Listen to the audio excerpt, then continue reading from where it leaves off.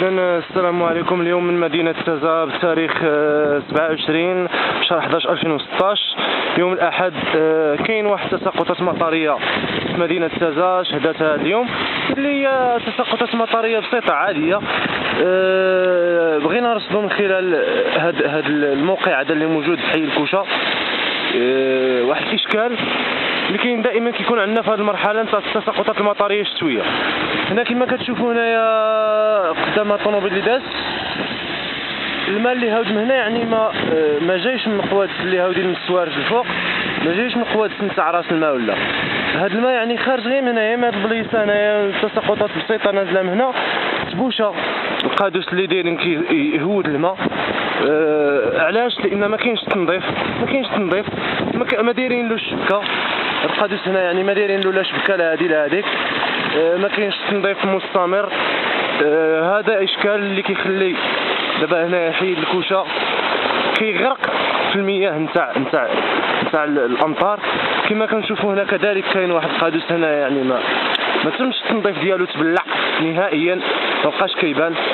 خرج الماء حاليا التساقطات هنا، الماء هاود مع الدروبه بهذه الصيغه. يعني الدروبه هما المكان الوحيد اللي ممكن يتصرف فيه هذا الماء، علما ان الجغرافيا نتاع الحي هنايا هي جغرافيا مائله من ناحيه الجنوب نتاع مدينه تازا من ناحيه نتاع الشمال.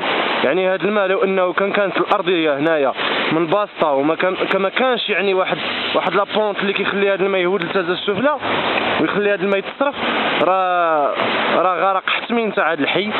هذا يعني اشكال كسرناه اليوم من داخل حي الكوشة. وكاين احياء اخرى اللي كتضرر بزاف في هذه المرحله هذه نتاع التساقطات الشتويه من قبيل حي القدس، اللي مرارا وتكرارا وسنويا كيغرق هذا الحي نتاع القدس في التساقطات نتاع الامطار. يعني هنايا كنرصدوا اليوم مشكل من داخل حي الكوشة من مدينه تازا، اللي كتتعرض لواحد الاهمال كبير من طرف السلطات، واحد الاهمال يعني منقطع النظير، لا مبالاة تامة. وشكون اللي غادي يحاسب هذه الجهات؟ لا وجود لمحاسبين. حنايا كنجبروا بلي المنبر الوحيد ديالنا لفتح النقاشات والتكلم على هذه الاشكالات هو المنبر نتاع الاعلام البديل، القنوات نتاع التواصل الاجتماعي. تحية مرة اخرى، ولقاؤنا يتجدد في فيديو اخر لرصد المشكل من المشاكل المتواجدة بالاحياء المغربية وبالمدن المغربية. تحياتي.